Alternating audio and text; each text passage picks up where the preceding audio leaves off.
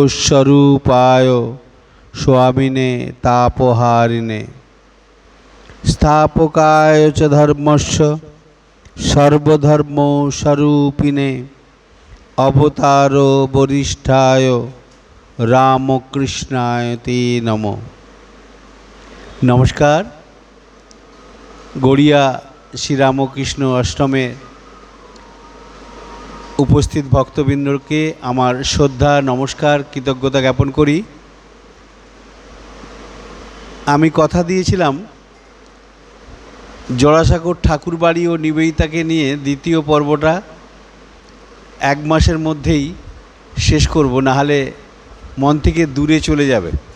यदिओ सेदिने बर्षामुखर सन्ध्या छिलो, श्रोतृमंडली कम छिलो, हयतो यूट्यूबे अनेके शुनेछेन बा शुने थाकबेन। साबजेक्टटा अनेक बड़ो छिलो, आमार जे चर्चा सेटाओ अनेकटा विस्तारित छिलो, फले एक दिने एक घंटा बा 45 मिनिटेर अनुष्ठानेर मध्य खाइए दिले सेटा बदहजम हये जाबे एई भेबे दुटो पार्टे भाग करे निয়েছিলাম। এবং আরেকটা জিনিস, এই গড়িয়া শ্রীরামকৃষ্ণ আশ্রমে নিহারবাবুর সাথে আমার যোগাযোগ থাকে। উনি অনুরোধ জানান অন্তত 2 মাস ছাড়া যদি একবার আসেন বাই মান্থ, তো সেটা কখনো হয় কখনো হয়ে ওঠে না। সেটাকে সামনে রেখে যখন শুরু করলাম এইবারের আশাটা, গতবারের আশাটাকে আমি চিন্তা করলাম একটা নতুন সাবজেক্ট নিবেদিতা এবং রবীন্দ্রনাথকে সামনে নিয়ে অনেকেই আলোচনা শোনার আগ্রহী, তাই সেটাকে সামনে রেখে ঠাকুর এবং বিবেকানন্দ এবং জোড়াসাঁকোর ঠাকুরবাড়ি তাদেরকে নিয়ে আলোচনাটা শুরু করেছিলাম। আজকে শেষ করব নিবেদিতাকে নিয়ে। আমরা অ্যানিবেশান্তের রামকৃষ্ণ মিশন প্রতিষ্ঠাকে নিয়ে তার যে চিন্তা, সেটা তিনি যেভাবে থিওসফিক্যাল সোসাইটির তিনি সদস্য থেকেও রামকৃষ্ণ বিবেকানন্দ ভাবনাটাকে তিনি এত উচ্চ স্থানে রেখে গিয়েছিলেন, তার শব্দগুলি দিয়ে আগের দিনে আলোচনা শেষ করেছিলাম। সেই আলোচনার মধ্যে যেটা ছিল যে এই ভাবনাটা, এই চিন্তাটা দুটি হস্তে প্রসারিত। একটি হস্তে রামকৃষ্ণ ভাবনা, রামকৃষ্ণ চিন্তা, এই একটির দ্বারা রামকৃষ্ণ মিশন তার একটি হাতের দ্বারা তারা সাধারণ এবং যারা ক্ষুধার্ত মানুষ তাদের জন্য অন্নের ব্যবস্থা করেছেন, আরেকটি হাতের দ্বারা যারা আধ্যাত্মিক পিপাসু মানুষ তাদের জন্য আত্মার পরমান্ন রান্না করেছেন। এই শব্দটি দিয়ে শেষ করেছিলাম আগের দিনে, আপনাদের হয়তো মনে থাকবে। অ্যানিবেশানকে এনেছিলাম। আজকে যেটা আমি শুরু করতে চাই, এই নিবেদিতা ঠাকুরবাড়িতে তার সংযোগ, সরলা ঘোষালকে নিয়ে অনেক আলোচনা ছিল এর আগের দিনে। রবীন্দ্রনাথ চ্যাপ্টারে এসেছিল। শ্রীরামকৃষ্ণদেব সম্পর্কে ঠাকুরবাড়ির কী ধারণা ছিল, বিবেকানন্দ ঠাকুরবাড়িতে কতখানি তার সাবলীল যাতায়াত ছিল, সেগুলোকে সামনে রেখে আলোচনাগুলো আগের দিনে আমাদের সাজানো হয়েছিল। আজকে সরাসরি চলে যাব নিবেদিতা এদেশে আসার পরে। স্বামী বিবেকানন্দ ব্রাহ্মধর্মের সাথে যুক্ত ছিলেন। দেবেন্দ্রনাথ ঠাকুর এবং তৎকালীন কেশব সেন, অন্যান্য যারা ব্রাহ্মধর্মীয় চিন্তার মধ্যে ছিলেন, উপনিষদ কেন্দ্রিক, সেখানে স্বামীজির অবাধ বিচরণ ছিল। শ্রীরামকৃষ্ণদেবের সান্নিধ্য পাওয়ার পরে তার সান্নিধ্য লাভ এবং ব্রাহ্মধর্ম এবং সনাতন হিন্দু ধর্মের যে আদর্শ, সেখানে কোথায় একটা গ্যাপ রয়ে গেছে। বিবেকানন্দ পাশ্চাত্যে গিয়ে উদার শ্রীরামকৃষ্ণদের ভাবনাটিকে পাশ্চাত্যে প্রচার করে এলেন। সেখানে নিবেদিতা আবিষ্কার করলেন, তার সমস্ত জিজ্ঞাসার উত্তর পেয়ে গেলেন। মনুষ্য জীবনে ঈশ্বর লাভ শুধু নয়, একটা ধর্মের একটা গণ্ডির মধ্যে it is better to born in church. একটা চার্চের মধ্যে জন্মগ্রহণটা একটা ভালো লক্ষণ, কিন্তু it is not better to die in church. একটা চার্চের মধ্যে ওই জীবনটা মৃত্যু ঘটবে, অর্থাৎ এই চার্চ কেন্দ্রিক জীবনযাত্রাটা হবে। নিবেদিতা ওর বাইরে আসতে চেয়েছিলেন। খ্রিস্টীয় চিন্তার মধ্যে যেটা ছিল, প্রতি রবিবার চার্চে যায়, চার্চীয় ভাবনা, চার্চীয় চিন্তা, খ্রিস্টানরা একটা দোকানদারি শুরু করে দেয়, তার মধ্যেই তাকে আবর্তিত হতে হয়। নিবেদিতা তার সূক্ষ্ম চিন্তা ভাবনার মধ্যে, যেমন স্বামী বিবেকানন্দ ছিল, একের পর এক ধর্মগুরুদের কাছে তিনি পৌঁছেছেন, অবশেষে শ্রীরামকৃষ্ণের কাছে তিনি সেই উত্তর পেয়েছিলেন। নিবেদিতার ঠিক একই কেস ঘটেছিল। পাশ্চাত্যে তিনি চার্চীয় চিন্তাকে দোকানদারি বলে আখ্যা দিয়েছেন। বিবেকানন্দ এসে তার পুরো জীবনটাকে একটা নতুন ডাইমেনশন তৈরি করে দেয়। এই ইতিহাস আমরা সকলে জানি। কিন্তু নিবেদিতা এদেশে আসার পরে তিনি আসলেন 1898 খ্রিস্টাব্দের 28শে জানুয়ারি। আসার পরে পার্ক স্ট্রিট অঞ্চলে 49 পার্ক স্ট্রিটে তার থাকার ব্যবস্থা হলো প্রথমে।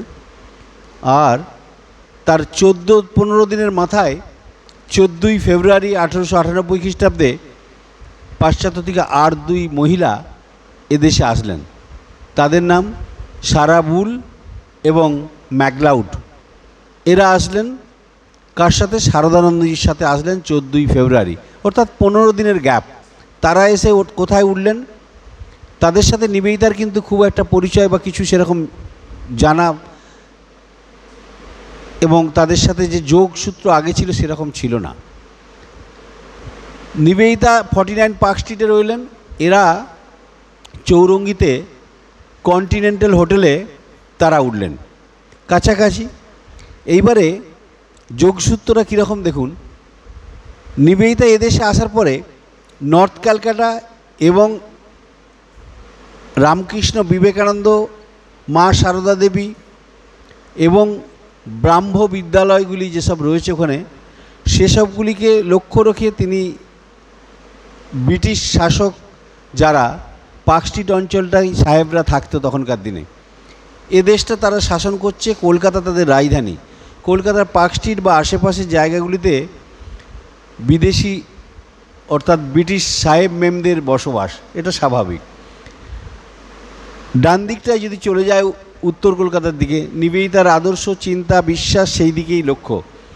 তিনি একটি ঘোড়ার গাড়ি করে তার শিক্ষা জগৎ, তার যে সাংবাদিকতার জীবন, সিসেম ক্লাবের মেম্বারশিপ এবং যারা তখন শাসক দলের এদেশে শিক্ষা জগতে বিভিন্ন দায়িত্ব পালন করছেন, নিবেদিতার অনেক বন্ধুবান্ধব, যেহেতু তার আগে শিক্ষা জগতে একটা ভূমিকা ছিল, সাংবাদিক হিসাবে তার পরিচিতি ছিল, তার সাথে তিনি সিসেম ক্লাবের মেম্বার ছিলেন। ফলে সেখানকার হাক্সলি, কর্পোরেটকিন, এইসব বিভিন্ন যারা যারা তৎকালীন একটু উচ্চ চিন্তার মানুষ, দর্শন জগতের মানুষ, তাদের সাথে তারা আলাপ হওয়ার ফলে নিবেদিতা একটা শ্রদ্ধার জায়গায় ছিলেন। এদেশে আসার পরে তার যে বন্ধুবান্ধব ব্রিটিশদের মধ্যে থেকে যারা তাকে চিনত, তারা এদেশে ওর আসার কথাটা জানতে পেরে অবাক হয়ে গেলেন যে ভারতবর্ষের মানুষের সেবায় এসেছে, ভারতবর্ষকে শাসন করতে আসেনি। তাদেরকে এই ভারতবর্ষের মানুষকে শাসকের ভূমিকায় তিনি অবতীর্ণ হতে আসেননি। তার বন্ধুবান্ধবরা অবাক হয়ে গেছিল। নিবেদিতা ভয় পেতেন তাদেরকে বলতে যে তিনি এদেশের মানুষের সেবার উদ্দেশ্যে এসেছেন। এদেশের মানুষ এক একজন দেবতা, তাদেরকে সেবা করতে এসেছেন। বিবেকানন্দের আদর্শে তিনি এদেশে এসেছেন মানুষের সেবা করতে। তাদের অনেকেই তাকে পাগল ঠাহরাবে, সেই জন্য সবাইকে তিনি বলেননি তার এদেশে আসার উদ্দেশ্যটা কী। তার 3 বন্ধু ইমিডিয়েটলি পাওয়া গেল, পার্ক স্ট্রিট অঞ্চলে তিনি খুঁজে পেলেন। তাদের মধ্যে একজনের নাম ম্যাকডোনাল্ড, একজনের নাম আবার্থনট, আর একজনের নাম ডটসন। এই 3 জন সাহেব নিবেদিতার সাথে পূর্ব পরিচিতি ছিল। তারা আসার পরে নিবেদিতাকে দেখে তারা বলল, তুমি তো কলকাতায় নতুন, ভারতবর্ষে নতুন, তুমি তো কিছুই জানো না, তোমাকে কলকাতা ঘুরিয়ে দেখাবো। নিবেদিতা বললেন, আমি সেই জায়গাগুলো দেখতে চাই যেখানে ভারতবর্ষের মূল সুরটা বাঁধা রয়েছে। ওরা বিভিন্ন জায়গায় ঘুরে এলো উত্তর কলকাতার, তার ইচ্ছে অনুযায়ী। ঠিক 15 দিনের মাথায় যেহেতু ওই ম্যাকলাউড, সারাবুল এসেছেন, তাদেরকে নিয়ে এই ঠাকুরবাড়ির একটা যোগ ছিল। এইখানেই আমার আজকের আলোচনার শুরু। নিবেদিতার সাথে ঠাকুরবাড়ির যোগাযোগটা কখন হলো? এই ঠাকুরবাড়ির একজন জামাই, যদি আপনারা দেখেন, দ্বিজেন্দ্রনাথ ঠাকুর, তার কন্যা যশোদা দেবী, তাকে বিয়ে করেছিলেন। যশোদা দেবী রবীন্দ্রনাথের সম্পর্কে ভাইজি হয়। রবীন্দ্রনাথের বড়দাদা দ্বিজেন্দ্রনাথ ঠাকুর, তার কন্যা এই যশোদা দেবীকে বিয়ে করেছিলেন মোহিনী মোহন চট্টোপাধ্যায়, একজন বিখ্যাত মানুষ, ব্রাহ্মধর্মের সাথে ওতপ্রোতভাবে জড়িত, উপনিষদ সম্পর্কে ভীষণ সুচিন্তার একটা তার আদর্শ রয়েছে। তিনি ঠাকুর বাড়ির প্রথম মানুষ যিনি উপনিষদকে সামনে রেখে পাশ্চাত্যে গিয়েছিলেন ভারতবর্ষের উপনিষদ কেন্দ্রিক ব্রাহ্মধর্মীয় চিন্তাকে পাশ্চাত্যের মানুষের কাছে পৌঁছে দেওয়ার উদ্দেশ্যে।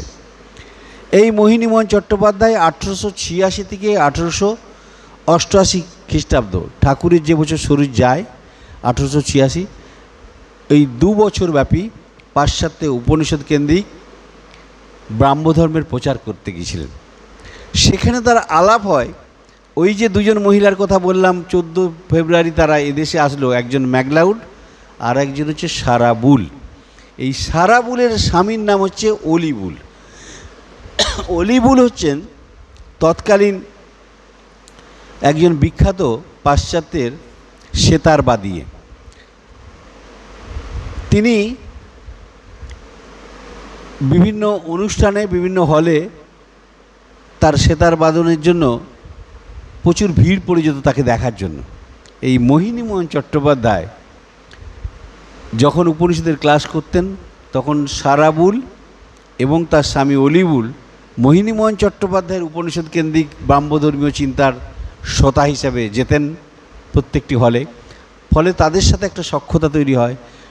অলিবুল যেহেতু বিখ্যাত সেতারবাদী, তারও সেতার বাদন শুনতে এই মোহিনীমোহন চট্টোপাধ্যায় যাতায়াত করতেন সেখানে।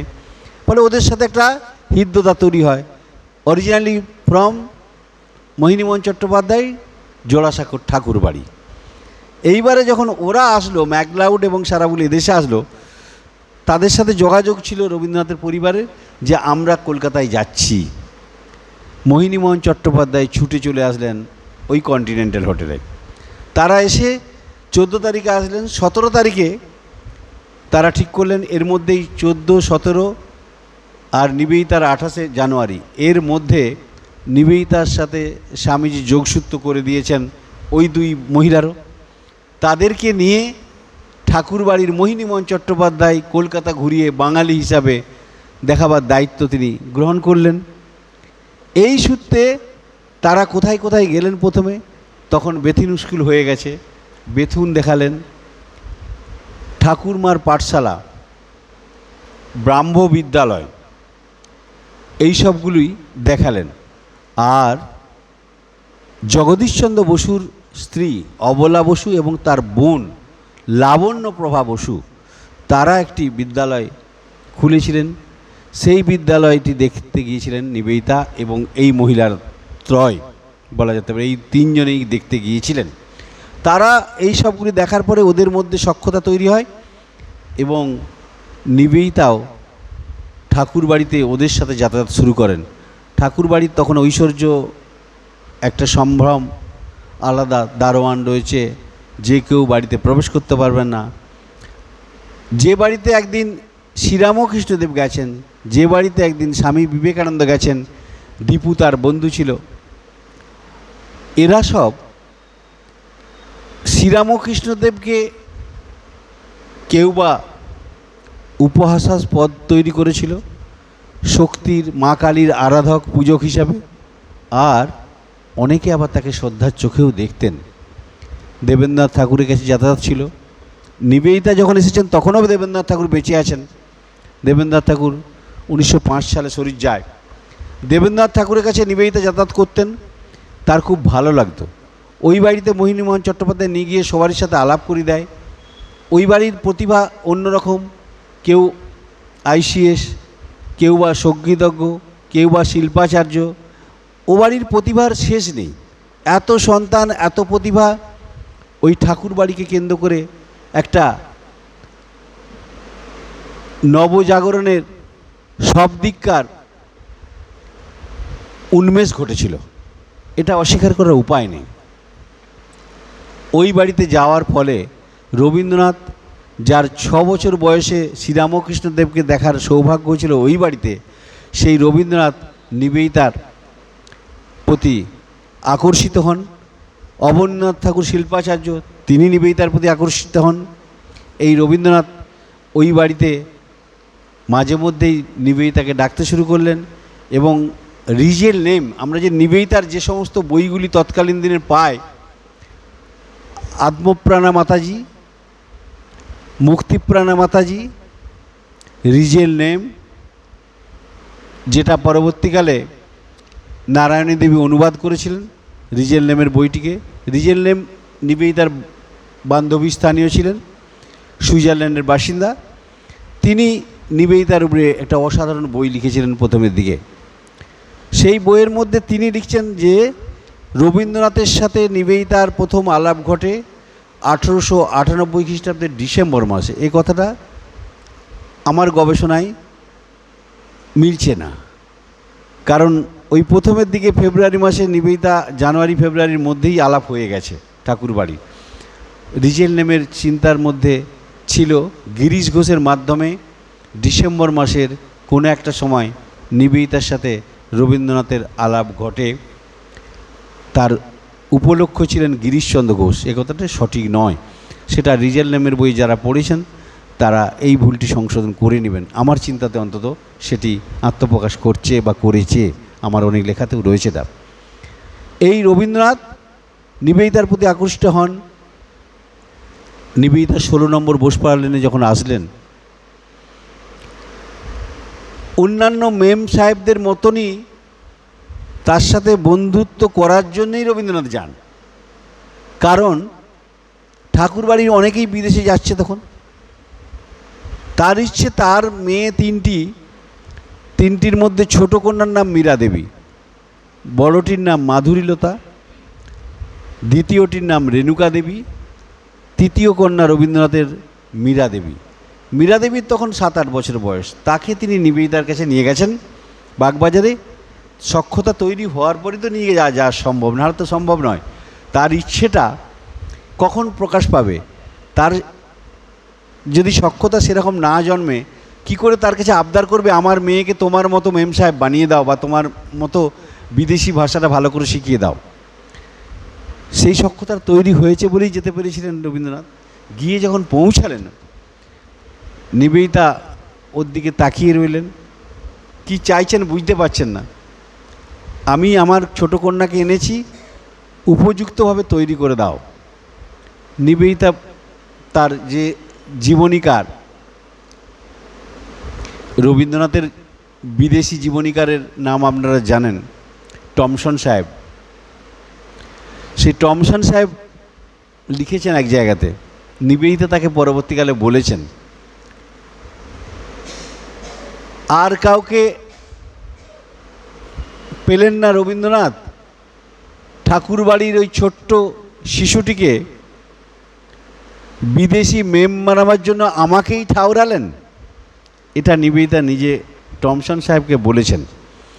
নিবেদিতা রবীন্দ্রনাথকে দ্ব্যর্থহীন ভাষায় সেদিনে বলেছিলেন, জাতিগত নৈপুণ্যতা, ব্যক্তিগত বৈশিষ্ট্যতায় শিক্ষার মূল অস্ত্র। আমি গুরুর কাছে সেই আদর্শই পেয়েছি, সেই আদর্শে এদেশের মানুষকে শুধু ইংরেজি শিক্ষায় শিক্ষিত করতে আসিনি। এদেশের মেয়েদের আপগ্রেড করার জন্য আমার আশা, এটা ভুললে চলবে না, তাদের জাতিগত নৈপুণ্যতাকে বাদ দিয়ে, ব্যক্তিগত বৈশিষ্ট্যটাকে দূরে রেখে এদেশের মানুষকে আমি ইংরেজি শিক্ষায় শিক্ষিত করার জন্য এসেছি। এটা আমার লক্ষ্য নয়। এটা আমাকে প্রথম দিন থেকেই আমাকে সতর্ক করে দেওয়া হয়েছে, সাবধান করে দেওয়া হয়েছে। একটু ঘাবড়ে গেলেন রবীন্দ্রনাথ, এ কী বলছে, লজ্জিত হলেন। তারপরে একটু রাগ করলেন না। নিবেদিতার প্রতি তার সমান শ্রদ্ধা, সমান তার প্রতি যে ভাবটা ছিল, সদ্ভাবটা, সেটা ছিল। দুটো চিঠিতে আমরা যাব। নিবেদিতা 8ই মে 1899 খ্রিস্টাব্দের নিবেদিতা দ্বিতীয়বার স্বামীজির সাথে পাশ্চাত্যে গেলেন 20শে জুন। 8ই মের একটা চিঠি পায়। ম্যাকলাউডকে তিনি লিখছেন, এদেশের একটি ভালো মানুষের সাথে আমার আলাপ হয়েছে। তিনি খুবই বুদ্ধিমত্তার পরিচয় দেয়। তার আন্তরিক শিক্ষা আমাকে আপ্লুত করে। তার জ্ঞানগর্ভতা, তার প্রকৃতি প্রেম, তার দেশপ্রেম, সব দিক দিয়েই আমার এ দেশকে ভালোবাসতে একটা নতুন জায়গা তৈরি করে দিয়েছে। তাই ঠিক করেছি সেই সময়টা, অর্থাৎ 8ই মে চিঠিটা লিখছেন, তার আগে নিবেদিতা জানতে পেরেছিলেন স্বামীজি আবার পাশ্চাত্যে যাচ্ছেন। সে ডেটটা ঠিক হয়ে গেছে 20শে জুন। নিবেদিতা জানতেন না তাকেও যেতে হবে পরে, সেটা তিনি জানতেন না। তখন পর্যন্ত ঠিক ছিল। তিনি ম্যাকলাউডকে চিঠি লিখছেন 8ই মে, তাকে জানাচ্ছেন যে আমি যখনই রাজা বিদেশে চলে যাবে তখন ওই মানুষটি, রবীন্দ্রনাথ ঠাকুরের কথা বলছেন, তার সাথে আমি এ বাংলা, এ দেশের অনেক অংশে ঘুরে বেড়াবো, নৌকায় করে এ দেশের অনেক কিছু উপভোগ করব, তার কাছে অনেক কিছু জানতে পারবো, এ দেশের সংস্কৃতি সম্পর্কে, এ দেশের অনেক প্রাকৃতিক বৈশিষ্ট্যকে আমার জানার সুযোগ ঘটবে। এই চিঠিটা লিখছেন 8ই মে, কিন্তু নিরাশ হয়ে রবীন্দ্রনাথকেই চিঠি লিখছেন 16ই জুন। 4 দিন পরে তার যাওয়ার ঠিক হয়ে গেছে ডেট, সেটা তার নিজের ইচ্ছেতেই হয়েছে। ওই স্কুলটা খুলেছে বিবেকানন্দর ইচ্ছেতে, তাকে পাশ্চাত্য থেকে আনা হয়েছে। এক্ষেত্রে আমি স্বামীজিকে সেইভাবে চিনেছি কিনা জানি না, আপনারা এর বিচার করবেন। স্বামীজির প্রতি আমার রাগ, ক্ষোভ ফেটে পড়ে যখন তিনি নিবেদিতাকে বাধ্য করেন, I have given you the atmosphere for a school that has to be run by your guidance and according to your choice. এই কথাটা বলছেন কখন? যখন নিবেদিতা বলছেন how it will run, what is the source of fund, source of money. এই যে স্কুলটা চলবে, এটা কি করে রান করবে, তার জন্য তো একটা পয়সা চায়, অর্থ চায়। স্কুলটা চালাবো কী করে? ও তো সমস্ত কিছু নিজের জাতি, ধর্ম, নিজের দেশ, নিজের অর্থনৈতিক শিক্ষার যে প্রতিষ্ঠানে চাকরি করতেন সেসবগুলো সব ছেড়ে চলে এসেছেন, তার কাছে তো সম্বল কিছু নেই। স্বামীজির কাছে আমার রাগ ক্ষোভের জায়গা এইখানেই। একটা মেয়েকে বিদেশ থেকে এনে এদেশের মানুষের শিক্ষা, বিশেষ করে মেয়েদের শিক্ষাকে আপগ্রেড করার জন্য নিয়ে আসলেন। এসে বলছেন, ও যখন বলছে ফান্ডটা কোথায়, অর্থটা কোথা থেকে আসবে, তখন তাকে বলে দেওয়া হচ্ছে that is up to you, you have to make a plan to earn the money to run this institution. এই স্কুলটা চালাতে গেলে তোমাকেই ঠিক করতে হবে হাউ ইউ উইল আর্ন, তুমি কীভাবে অর্থ জোগাড় করবে। নিবেদিতা দম্বার পাত্র ছিলেন না, তিনি পরিষ্কার বললেন, then I have to again go back to my country to collect the money. এই 1.5 বছরের মধ্যে যোগীন মায়ের কাছে থাকা বিভিন্নভাবে এদেশের রামায়ণ মহাভারত সহ পুরাণ কেন্দ্রিক চিন্তাগুলি তার মধ্যে গেঁথে গিয়েছিল তার হৃদয়ের মধ্যে। সেগুলোকেই পাশ্চাত্যে গিয়ে তিনি আলোচনা করবেন, পরবর্তীকালে তা থেকে অর্থ রোজগার করবেন, লেখালেখি করবেন, করে পয়সা রোজগার করে স্বামীজি চলে আসলেন 1900 খ্রিস্টাব্দের ডিসেম্বর মাসে, কিন্তু নিবেদিতা আসলেন না। নিবেদিতা ফিরলেন 1902 খ্রিস্টাব্দের ফেব্রুয়ারি মাসে, উপযুক্ত অর্থ সংগ্রহ করে। চিন্তা করুন কতখানি তার দৃঢ়তা, কতখানি তার সদিচ্ছা, এদেশের সেবার জন্য আত্মনিয়োগের ইচ্ছাটা কতখানি বলবৎ ছিল। এই নিবেদিতা আমরা দেখব তিনি 16ই জুন রবীন্দ্রনাথকে চিঠি লিখছেন। আমি অনেক আশায় ছিলাম, ভেবেছিলাম রাজা আমার গুরু পাশ্চাত্যে চলে যাচ্ছে, আমার সে আশা আপাতত স্থগিত রইল। ভেবেছিলাম নৌকায় ঘুরে প্রকৃতিকে দেখতে দেখতে অনেক অজানা তথ্য আপনার কাছ থেকে জানতে পারবো। সেটা এখন আর হলো না, সম্ভব হলো না। রবীন্দ্রনাথের সাথে সখ্যতা ততখানি তৈরি হয়েছিল বলেই এই প্ল্যানগুলো করেছিলেন। কিন্তু স্বামীজির শরীর যাওয়ার পরে নিবেদিতা রবীন্দ্রনাথের সাথে শিলাইদহে বারবার গেছেন, পূর্ববঙ্গের বন্যাতে গেছেন, বুদ্ধগয়া গেছেন, বিভিন্ন জায়গায়। রবীন্দ্রনাথ শুধু নয়, রবীন্দ্রনাথের ছেলেকে রথীন্দ্রনাথকে সাথে নিয়ে পর্যন্ত গেছেন বুদ্ধগয়াতে, সেই ইতিহাস রয়েছে। এইবার দেখব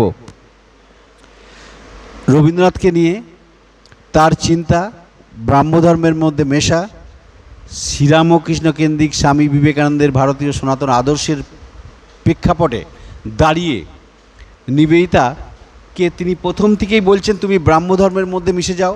ভারতবর্ষের অনেক জাতিগত দিক দিয়ে অনেক ধর্মের সমাবেশ রয়েছে, কেউ কারো পরিপন্থী নয়, যে যার নিজের জায়গায় প্রত্যেকেই সুপ্রতিষ্ঠিত এবং সৎচিন্তার এক একটা ধারক বাহক। তুমি সবগুলোর মধ্যেই প্রবেশ করো, জানার চেষ্টা করো। নিজেকে এই রবীন্দ্রনাথের ভাষায় বলতে হয় যে আমরা একটা কথা ব্যবহার করি, যেটা হচ্ছে বিবিধের মধ্যে দেখো মিলন তীর্থ। এই বিভিন্ন জাতি বিভিন্ন ধর্মের মধ্যে মিলন খুঁজে বেড়াতে হবে, এটি নিবেদিতাকে বলে দেওয়া হয়েছিল।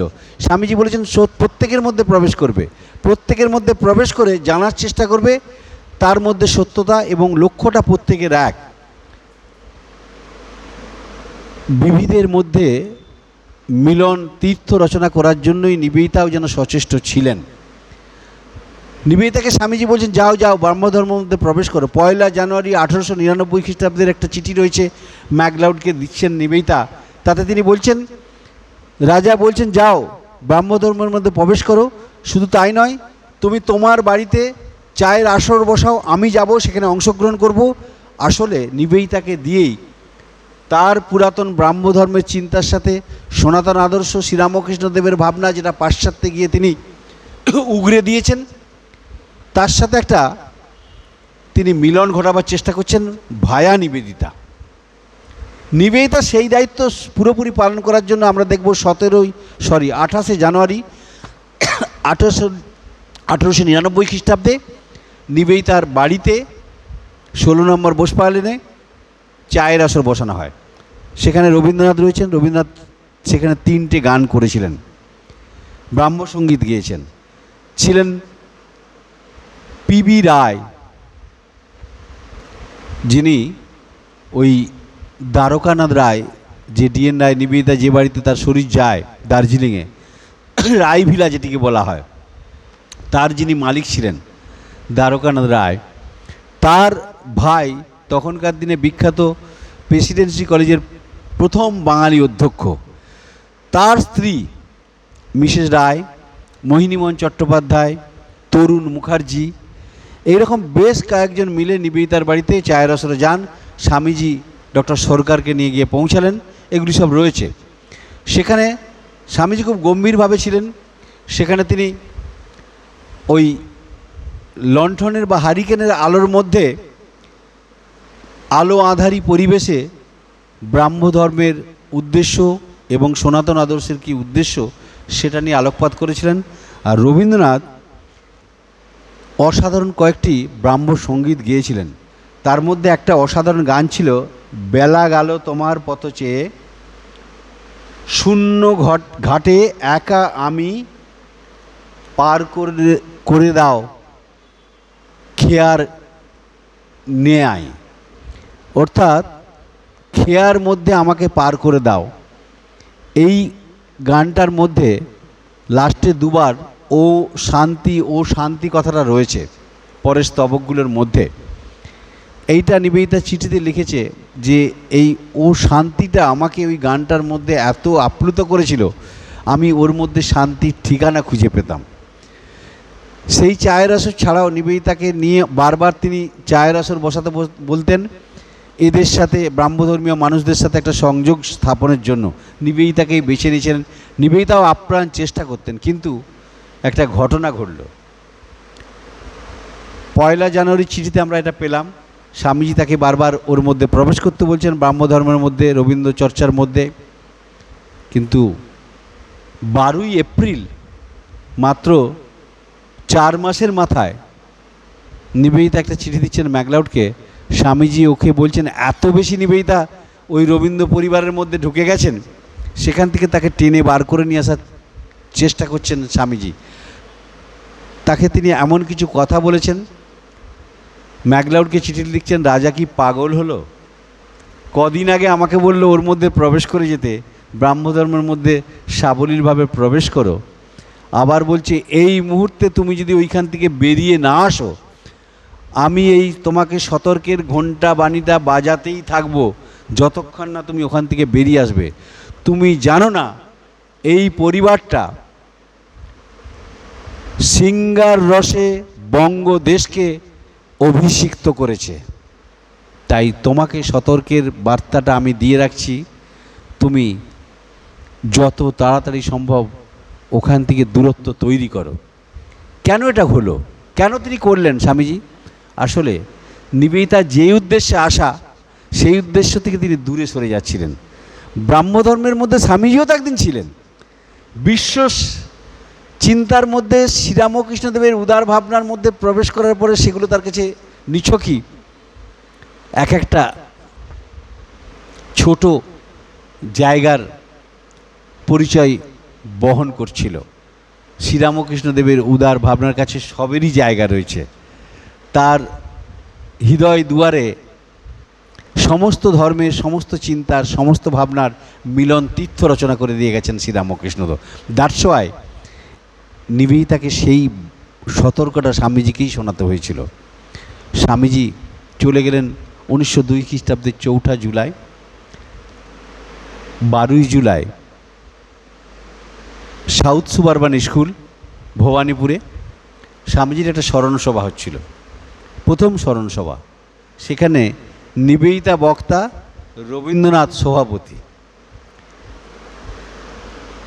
ন্যাশনাল সিগনিফিকেন্স অফ স্বামী বিবেকানন্দের লাইফ, এর উপরে আলোকপাত করছেন নিবেদিতা, রবীন্দ্রনাথ সভাপতি।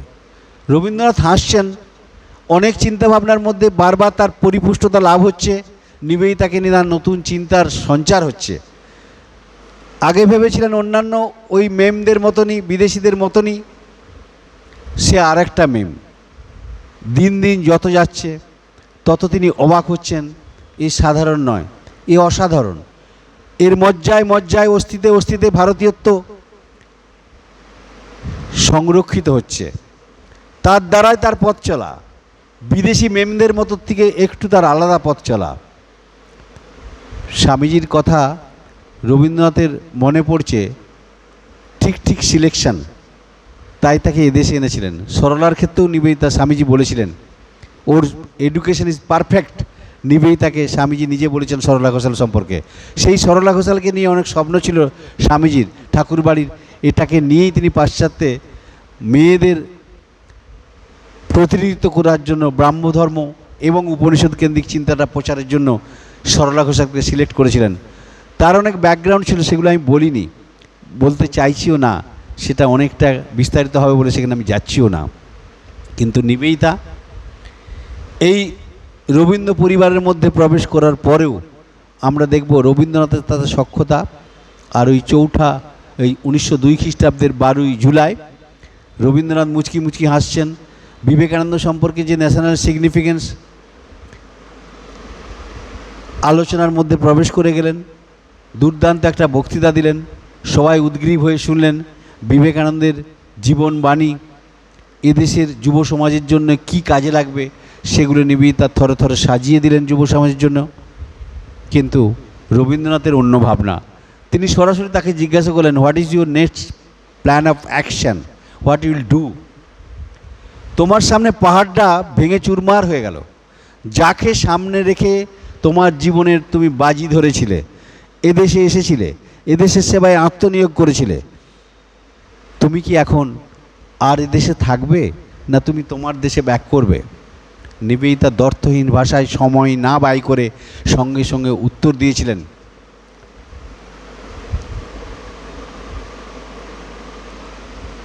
স্বামী বিবেকানন্দের চিন্তার একবারে প্রতিচ্ছবিটা তুলে ধরে বললেন, I have been given the task by my Guru to awake the nation. My responsibility, my duty to awake the nation. এই জাতিটাকে জাগানোই হচ্ছে আমার, my task is awake the nation.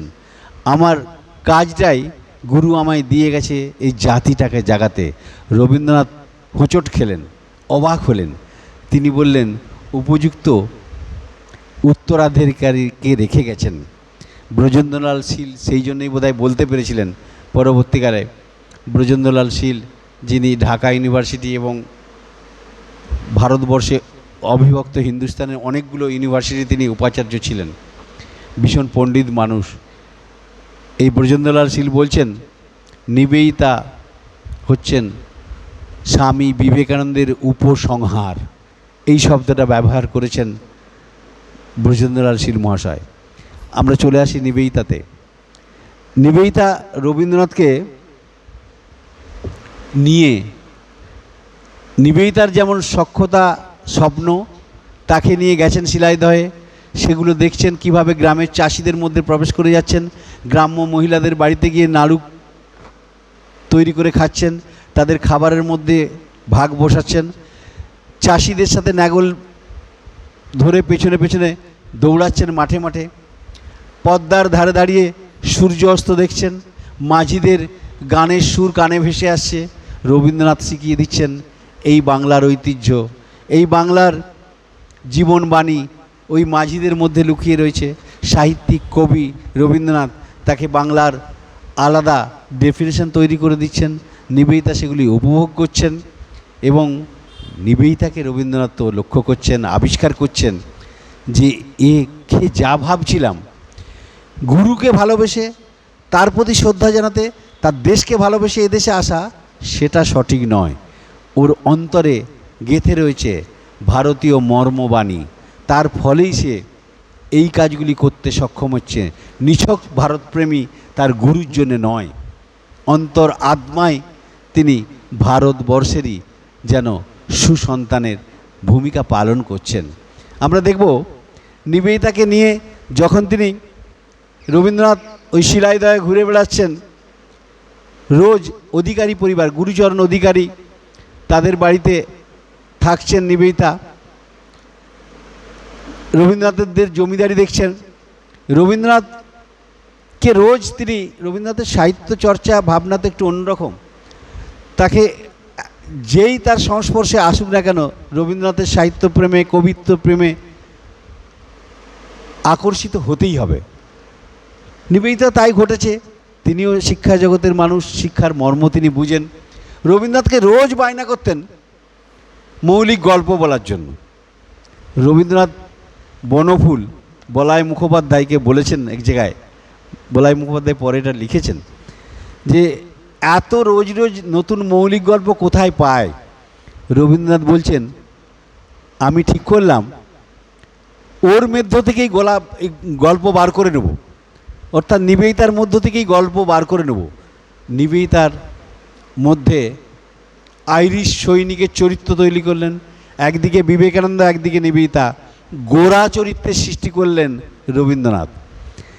ধীরে ধীরে গল্পের আকারে তাকে মৌলিক গল্প বলতে শুরু করলেন। গোরা উপন্যাস তৈরি হলো রবীন্দ্রনাথের ভাষায়।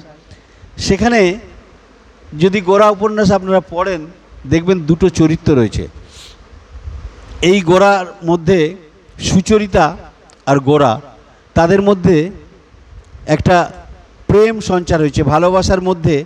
ওই গোরা গৈরিক চেহারা, সাদা ধপধপ করছে তার চেহারা, বলিষ্ঠ তার সৈনিক দেহ, তার প্রতি প্রেমে পড়ে যায় সুচরিতা, গল্পের নায়িকা। কিন্তু এই নায়িকা হঠাৎ তার সম্ভ্রম জাগলো যে সে ভিন জাতি, সে ভিন্নভাষী, বিদেশ থেকে এসেছে, সে একজন সৈনিক, আমার বাড়ি, আমার পরিবার, ভালোবাসাটা, প্রেমটা একদম চরম জায়গায় পৌঁছাতে দেবে না, তার সাথে আমার কখনো বিবাহ হবে না, এরকম ভেবে নিয়েছেন। এটা কখনো সম্ভব নয়। গোরা খুব আঘাত পেলেন, ভেঙে গেল। আমরা নাটক যদি দেখি, নাটকের নিয়ম হচ্ছে দুদিক দিয়ে দুটো চরিত্র উঠবে, একটা জায়গায় মিলন ঘটবে, ধীরে ধীরে আবার সেটা সমান হয়ে যাবে, এটাকেই নাটক বলা হয়। কিন্তু এখানে বলাইচাঁদ মুখোপাধ্যায় বলছেন, রবীন্দ্রনাথ তাকে নিজে বলেছেন, আমি নাটকটা ওখানে শেষ করে দিয়েছিলাম, সুচরিতা গোরার মধ্যে বিচ্ছেদ হয়ে গেল, এটা কখনোই বিবাহ জায়গায় পৌঁছাবে না, প্রণয় ঘটবে না, সেই জায়গায় শেষ করলাম। যখন নিবেদিতা রবীন্দ্রনাথকে ঘটনার শেষ চরিত্রে এসে পৌঁছালো, তখন রবীন্দ্রনাথকে বলল, এটা সম্ভব নয়, এই বিয়োগান্তর চরিত্র দুটিকে মিলনাত্মক চরিত্রে পরিণত করতে হবে, নাহলে এ উপন্যাস, এ সাহিত্য আমি মানব না। নিবেদিতা বাধ্য করলেন এই গোরাকে সুচরিতার সাথে গোরার মিলন ঘটিয়ে দিতে। বনফুল লিখেছেন, রবীন্দ্রনাথ তাকে নিজে বলেছেন যে এই গোরা উপন্যাসকে বিয়োগান্তর থেকে মিলনাত্মক পরিণত করতে বাধ্য করেছিলেন নিবেদিতা নিজে। এই হেন রবীন্দ্রনাথের সমস্ত আমরা দেখব, রবীন্দ্রনাথ কাবলিওয়ালা, ছুটি, দেনা পাওনা, এই সমস্ত রচনাগুলোকে জগদীশচন্দ্রর চেষ্টায় নিবেদিতা অনুবাদ করে দিয়েছিলেন। এবং রবীন্দ্রনাথ দেখে অবাক হয়েছিলেন, এই মেয়েটার কি প্রতিভা। আপনারা জানেন রবীন্দ্রনাথ 1913 খ্রিস্টাব্দে গীতাঞ্জলিতে নোবেল পুরস্কার পেয়েছিলেন, এশিয়ার মধ্যে প্রথম নোবেল জয়ী। সেই নোবেল জয়ীর উপাদান কি ছিল? যার মধ্যে কবিতার আকারে গীতাঞ্জলিতে প্রচুর গান, সঙ্গীত, কবিতার সমারোহ। আপনারা শুনলে অবাক হবেন, নিবেদিতা এই সমস্ত কবিতার অধিকাংশ কবিতাকেই মানুষের উপযোগী, নোবেল যারা বিচারক তাদের উপযোগী করে সাজিয়ে দিয়েছেন, তার অনুবাদ করে দিয়েছিলেন ইংরেজিতে নিবেদিতা। কাবলিওয়ালা, ছুটি, দেনা পাওনা এগুলো তো অনুবাদ করেইছেন অনেক উপন্যাসী। রবীন্দ্রনাথ অবাক হয়ে গেছেন, তার শব্দ তরঙ্গ বলে একটা অসাধারণ রচনা রয়েছে এই রবীন্দ্রনাথের। সেখানে দেখা যাবে রবীন্দ্রনাথ নিজে বলছেন সেখানে যে আমি ভাবিনি, আমি যখন কোনো শব্দ তৈরি করি কবিতার মধ্যে, তখন এই রকমভাবে আমি কখনো ভাবিনি, একটা শব্দকে নিয়ে 3-4 ঘন্টা কাটিয়ে দিয়ে যায়। নিবেদিতা একটা শব্দকে নিয়ে ভীষণভাবে ভাবিত হয়ে তার একটা কবিতাকে ইংরেজিতে অনুবাদ করেছেন। একটা কবিতা রয়েছে, সেই কবিতাতে রবীন্দ্রনাথ লিখছেন যে মন তুই, কবিতার লাইনটা আমার এক্স্যাক্ট মনে পড়ছে না, মন তুই ভাবিস বা চিন্তা করিস, ও মন তোর হবেই হবে, মন তুই ভরসা রাখিস, মন তোর হবেই হবে, এই রকম লাইনটা ছিল কিছু, আরও বোধহয় 2-1 শব্দের মধ্যে ছিল। এই যে ভরসা কথাটাকে নিবেদিতা এটাকে ইংরেজিতে অনুবাদ করার জন্য 3 থেকে 4 ঘন্টা কাটিয়ে দিয়েছিলেন। রবীন্দ্রনাথ দেখছেন ও না খেয়ে না দিয়ে এই একটা শব্দকে নিয়ে পড়ে আছে। কখনো কনফিডেন্স লিখছেন, কখনো কারেজ লিখছেন, কখনো ফেদ লিখছেন, এইসব বিভিন্নভাবে এটাকে পারমুটেশন কম্বিনেশন করে কোনটা এর উপযোগী সেটা ব্যবহার করার চেষ্টা করছেন। রবীন্দ্রনাথ বলেন, একটা শব্দকে এইভাবে কবিতার মধ্যে ঠাঁই দিয়ে আমি কখনো ভাবিনি এটার রহস্য কোন শব্দের দ্বারা প্রকাশ পাবে ইংরেজিতে। নিবেদিতাকে আমার বলার ভাষা নেই। আবার দুজনের মধ্যে এমন খুনসুটিও হতো, মাঝে মধ্যে এমন রাগারাগি হতো, এমন জায়গায় পৌঁছে গেছিলেন দুজনের মধ্যে। টমসন সাহেব তার রচনার মধ্যে লিখছেন, এই নিবেদিতা রবীন্দ্রনাথকে বলতেন, আপনি তেমনভাবে দেশপ্রেমিক নয়, আপনার মতো মানুষ, আপনার মধ্যে অনেক প্রতিভা রয়েছে, ক্ষমতা রয়েছে, আপনি একবারও যুব সমাজের সামনে প্রতিনিধিত্ব করার মতো নবজাগরণের ইতিহাসে নিজেকে জড়াতে চাইছেন না। আপনি ধরি মাছ না ছুঁই পানি, নিজে যে যোগ্যতা ছিল সে জায়গায় দাঁড়িয়ে ভারতবর্ষের এই যুব সমাজকে নেতৃত্ব দেওয়ার ক্ষমতা ছিল, আপনি করেননি। আপনি দেশের প্রতি সঠিক কর্তব্য পালন করছেন না। আবার নিবেদিতাকে রবীন্দ্রনাথ বলছেন, তোমার এই উগ্র বক্তৃতা যুব সমাজ রসাতলে যাচ্ছে, তোমার উগ্র বক্তৃতার ফলে তারা রক্তপাতে জীবনগুলো নষ্ট করছে, আমি তোমার এই উগ্রতাকে একবারে পছন্দ করি না। এই দুজনের মধ্যে সংঘাত লেগেই থাকতো। এগুলো আমরা পাই বিভিন্ন রচনার মধ্যে। আমরা শেষ করব, সময়টা এত তাড়াতাড়ি চলে যাচ্ছে, আমার স্টক থেকে সব জিনিসগুলো একসাথে বেরিয়ে আসতে পারছে না এই সময়টাকে দেখে। আমি একটু একটু করে এগোচ্ছিলাম। এই রবীন্দ্রনাথ নিবেদিতাকে নিয়ে অনেক শুধু ভাবনা নয়, আমরা দেখব রবীন্দ্রনাথকেও নিবেদিতা এমন এমন কাজে বাধ্য করেছেন। 1899 খ্রিস্টাব্দের মার্চ মাসে যে প্লেগ দেখা দিয়েছিল, সেটা কলকাতার অবস্থাটা খুব সংকীর্ণ করে দিয়েছিল। জোড়াসাঁকোর ধারে বলে একটা বই রয়েছে অবনীন্দ্রনাথ ঠাকুরের।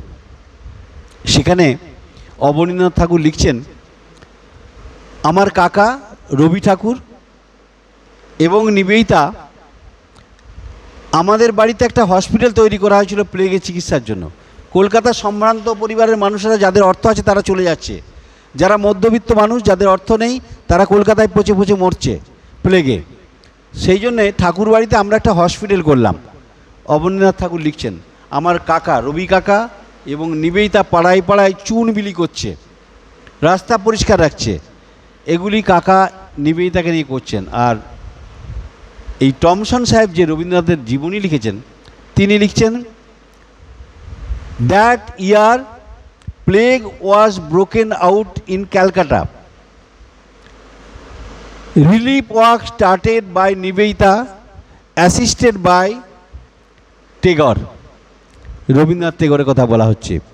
এইখানে একটা খুব তাৎপর্যপূর্ণ শব্দ ব্যবহার হয়েছে, আপনারা এটা শুনে বুঝতে পেরেছেন কিনা যায় না। Relief work started by Nivedita, assisted by Tagore. Thomson সাহেব লিখছেন যে অ্যাজ এ কমান্ডার, ঠাকুর বাড়িতে তৈরি হয়েছে হাসপাতাল, সেখানে তো কমান্ডারের ভূমিকায় রবীন্দ্রনাথ থাকতে পারতেন, ওই বাড়ি কেউ থাকতে পারছেন, কিন্তু নিবেদিতা কমান্ডার, নিবেদিতার দ্বারা পরিচালিত হচ্ছে এই রিলিফ ওয়ার্কটা, অ্যাসিস্ট করছেন রবীন্দ্রনাথ। এই জায়গাটাকে টমসন সাহেব এত সুন্দরভাবে তুলে ধরছেন, সেখানে বোঝা যায় নিবেদিতার রবীন্দ্রনাথের সক্ষতা কতখানি তাকে মান্যতা দিত, এগুলো থেকে বেরিয়ে আসে। আমরা শেষের দিকে চলে আসছি, বলছিলাম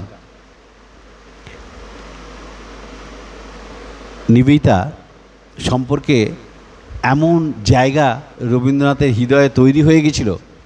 রবীন্দ্রনাথের যখন শেষ সময় 1941 খ্রিস্টাব্দ, শান্তিনিকেতন রয়েছেন, শেষের দিনগুলো, তার প্রোস্টেটে অপারেশন হবে, শরীর ভালো নয়, রোজ জ্বর হচ্ছে, তাকে নিয়ে আসতে হবে। রানীচন্দ্র তার সহ যোদ্ধা বললে ভুল হবে, তার ছায়া সঙ্গী বললে ভালো হয়। রানীচন্দ্রের একটা অসাধারণ লেখা রয়েছে আলাপচারিতা বলে, আলাপচারিতায় রবীন্দ্রনাথ। সেখানে তিনি লিখছেন, 23শে মে 1941 রবীন্দ্রনাথ চলে আসবেন কলকাতার দিকে, ব্যাক করবেন চিকিৎসার জন্য, অপারেশনের জন্য, সেসব ব্যবস্থা চলছে। হঠাৎ একদিন সকলের সাথে গল্পের আসরে বসেছেন। তার হৃদয়ে যে রবীন্দ্রনাথের হৃদয়ে যে 30 বছর আগে নিবেদিতাকে বুকে ধারণ করে নিয়ে ঘুরে বেড়াচ্ছেন, তার একটা ঐতিহাসিক ব্যাখ্যা দিয়েছেন ওই রানীচন্দ্র। সেখানে আলাপচারিতাতে লিখছেন তিনি, রবীন্দ্রনাথ হঠাৎ বলে উঠলেন, একটা মেয়েকে দেখেছিলাম, সে মেয়েটা তার জীবন সর্বস্ব দিয়ে গেল এদেশের জন্য। প্রত্যেকটা মেয়েদের মধ্যে একটা জিনিস থাকে, আবেগ নামক একটা শব্দ। প্রত্যেকটা মেয়ে, সে যখন শিশু থাকে, তারপরে যখন বড় হয়, বিবাহ হয়, তারপরে যখন তার সন্তান সন্ততি হয়, এই আবেগটাকে সামনে রেখেই নারী জাতি তার আসল স্বরূপটাকে প্রকাশ করে। এই আবেগটাই তাদের মূলধন থাকে। নিবেদিতা যদি আবেগটাকে সাথে নিয়ে যেত, তাহলে তাকে এক অন্য নারী রূপে দেখতাম। কিন্তু আবেগের পাশেও যে একটা নিজস্বতা থাকে, আবেগের পাশেও যে তার একটা ব্যক্তিত্ব থাকে, আবেগের পাশেও যে তার একটা সঠিক লক্ষ্য থাকে, নিবেদিতা সেটা দুটোকে মিলিয়ে এগোতে পেরেছিল বলেই সে আমার এখনও হৃদয়ে একটা জায়গা করে নিয়েছে। আমরা দেখব 1318 খ্রিস্টাব্দ অজ্ঞানের সংখ্যা প্রবাসী পত্রিকাতে নিবেদিতা সম্পর্কে রবীন্দ্রনাথের এই উক্তিটাই বোধহয় সবচেয়ে প্রাসঙ্গিক উক্তি। তিনি সেখানে লিখছেন, মেয়েটাকে কখনো ভাবিনি যে মেয়েটা এদেশে এসেছিল এদেশের শিক্ষার জন্য, একটা শিক্ষাঙ্গন তৈরি করার জন্য, যে শিক্ষাঙ্গনের অর্থটা কোনো ভিক্ষে করে আসেনি, কোনো দান থেকে আসেনি, কোনো মানুষের সহযোগিতাতে আসেনি, সেটা একান্তই তার উদরের অন্ন থেকে ভাগ বসিয়ে দিয়েছিল এই নারী শিক্ষার খরচের জন্য। আর এই সমাজটা যদি একটা শিশু হতো, সেই শিশুটাকে, এই সমাজটাকে, সমগ্র সমাজটাকে এই পাশ্চাত্যের এক মহিলা নিজের অঞ্চলে রেখে যেভাবে লালন পালন করেছিলেন, অঞ্চলে মানে আঁচলে রেখে যেভাবে লালন পালন করেছিলেন, তিনি সত্যিকারের এ দেশের, এ সমাজের এক লোকমাতা রূপে আমাদের কাছে চির প্রতিষ্ঠিত হয়ে রয়ে গেছেন। আজ এই পর্যন্তই। সকলে ভালো থাকবেন। আবার অন্য প্রসঙ্গে অন্য দিন নিহারদা ডাকলে আপনারা আসলে সকলে ভালো থাকবেন। ওং অসতৌ মা সদ্গময় তমসৌ মা জ্যোতির্গময়। ওং শান্তি শান্তি শান্তি হরি ওং তৎসৎ। শ্রীরামকৃষ্ণার্পণমস্তু।